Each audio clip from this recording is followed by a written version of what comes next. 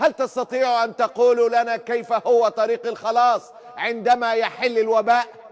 الإجابة جاءت في كتاب الله واضحة جلية لا تقبل الشك، ليست مرة بل مرات. بسم الله الرحمن الرحيم: ولقد أرسلنا إلى أمم من قبلك فأخذناهم بالبأساء والضراء لعلهم يتضرعون فلولا إذ جاءهم بأسنا تضرعوا ولكن قست قلوبهم وزين لهم الشيطان ما كانوا يعملون.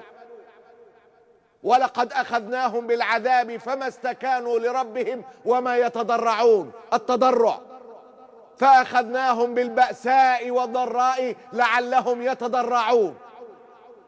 وما أرسلنا في قرية من نبي إلا أخذنا أهلها بالبأساء والضراء لعلهم يتضرعون. كل ما يريده ربك أن نتضرع، نتوسل، نتذلل، وحينها يرفع برحمته عذابه.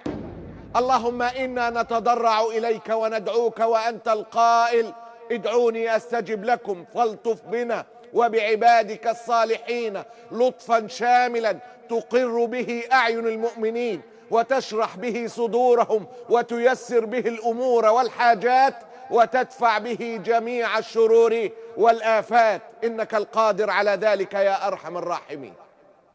تضرعوا إلى ربكم. الله غالب.